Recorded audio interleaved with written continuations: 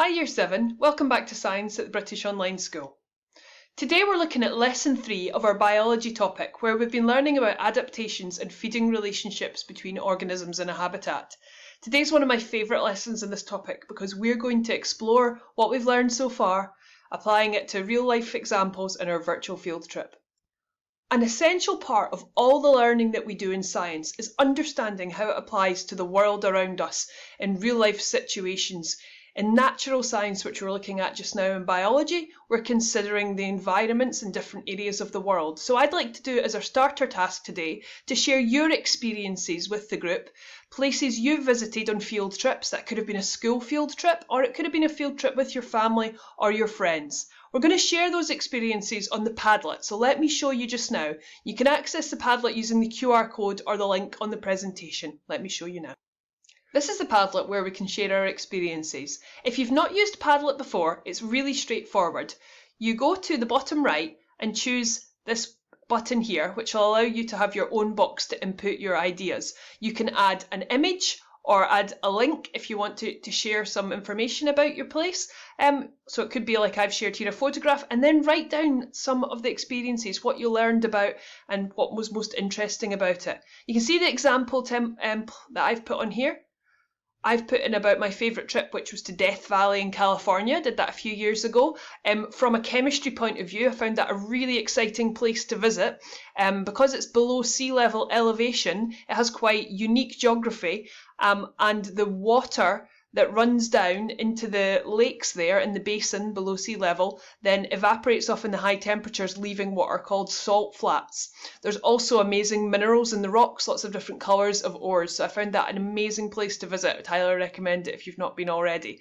Please share your ideas, tell us as much as you can, and I'm really interested to see the variety of places that we've all been to and what we've learned from a science point of view as well that we can share with the class. Today's lessons continues to consolidate the learning objectives we covered in lessons 1 and 2. We want to know how living organisms are adapted to their habitat and relating these principles to a range of organisms in the local and wider environment. We're all going to be choosing our own organisms to study and make notes on. We can understand the effect of changing environmental conditions on the number and distribution of organisms in a variety of habitats. You can relate that to the area that you choose to study from the field trip. And also, once again, looking at the interdependence of organisms in the environment in terms of their feeding relationships. You can look at your animal, consider what its diet is and any predator for it, and then construct your own food chain as well. Your task today is to attend a virtual field trip. You'll be choosing your animal, making notes about your animal, and further researching its adaptations, perhaps looking at also the feeding relationships that it's part of. At the end, you should be prepared to share your findings with me and the other students. When you're recording the information about your animal, you should record the most interesting facts and also research the adaptations, as we said. You can do this on paper as notes or a mind map, or you can do it digitally on Word, PowerPoint, or any other thing that you choose, but it needs to be ready to share. One thing to point out when you're choosing your animal and your location, it's important to think about what time zone you're in. We're all in different parts of the world, so you might find that some of the live feeds are not active because it's nighttime where you are, or then again, depending on the animal, some of them will be active at night. The Explore Education link, which I'll show you, it's one of the last option, helps you to find active live feeds at the time you're viewing. Okay. As an extra challenge, those of you who find an animal you're really interested in might want to check in on them at different times of day and then report back to us next lesson to see what they're up to at the different times. The first option for your field trip is Edinburgh Zoo. Let's click on the live webcam and show you what's there. There are various options to choose at Edinburgh Zoo. The first one is the Panda Cam. Now, pandas may not be the most active or exciting to watch, but they do have lots of interesting adaptations and behaviours that if you have the patience to watch, you may be able to observe over time. The Penguin Cam is one of my favourites because most of the time during daylight hours, you'll have a lot of activity and lots to see watching the penguins. And of course, I visited these ones in real life quite a few times. It's not far from where I'm from, so this is a particularly interesting one. I do recommend. You can also choose to look at Tiger Cam, Koala Cam, or the Lion Cam as well at Edinburgh Zoo. Your next option is the London Zoo webcam, so let's just have a look at what's in there. In the virtual London Zoo, there's a choice of quite a lot of content. Some of it's pre-recorded, like we can see here with the squirrel monkeys, the sloth, and the penguins, but there's also some live footage of the London Zoo giraffes.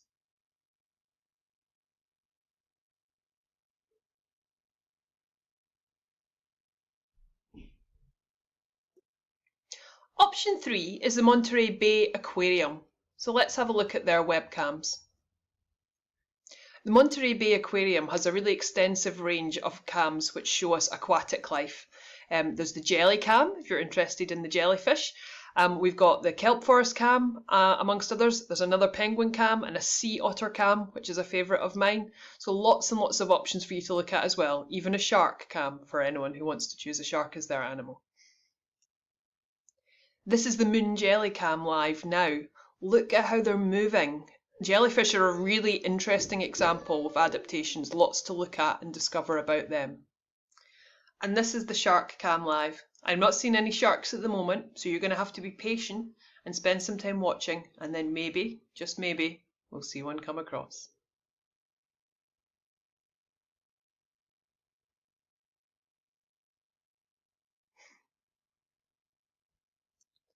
Do remember Monterey Bay, being on the west coast of the US, has one of the biggest time differences from those of us in the UK and also those in the Middle East and Asia. So you may want to just bear that in mind if you're choosing an animal from there, that you're going to be able to witness them during daylight hours. Option 4 is the Smithsonian's National Zoo and Conservation Biology Institute. Let's have a look there. We've got 5 great options at this zoo. You've got the cheetah cub cam, the naked mole rat cam, again another lion cam, another giant panda cam, and this time the elephant cam. Let's have a look at that now.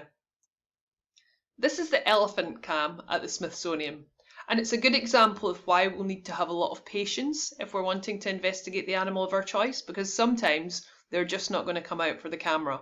So you'll need to maybe have the window open and pay attention for a little while. Do some research while you're waiting. Don't think we're going to see this one today, certainly not on this video, but perhaps if you're patient you might be able to spot the elephants and find out more.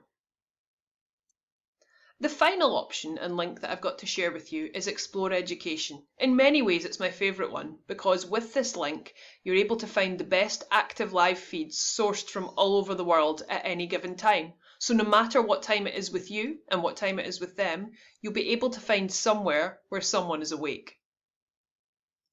The way the Explore website works is that at any given time it will tell you what's currently live and active. At the moment it's suggesting to me that we look at the Brooks Fall brown bears, so let's have a look and see what they're doing. And as we can see, they're swimming in the river and they are active at this time. In addition to the one that's suggested at the top, there'll be quite a long list at any given time of live feeds from all over the world of different animals, and if you hover over them it'll tell you what we're looking at. So just looking at these different choices just now, I would think what I was interested in. I'm going to try and have a look at, see if I can find one of my favourites here just now. Yes, the bison watering hole. It tells you a little bit of information when you click on the link, tells you where it is in the world and what you might see when it's live. So let's go and have a view.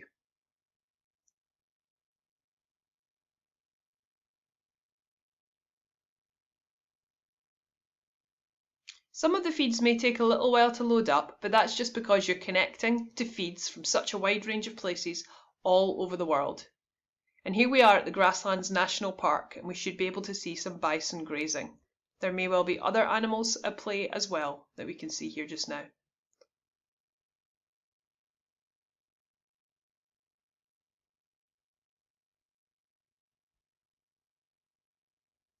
Let's have a look and see who else is active. This one looks interesting, the mixed species flying fox cam, which seems to be bats. Let's go in and have a look.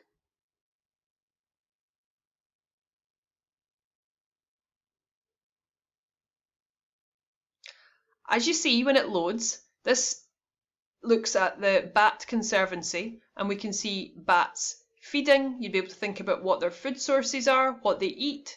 Are they predators? Are they prey?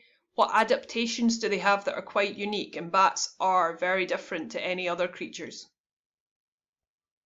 As you can see, the range of live feeds that you can get on Explore Science is really wide, really vast, and it just changes at all the different times of the day. So it's really worth going on there and having a look and finding one that interests you.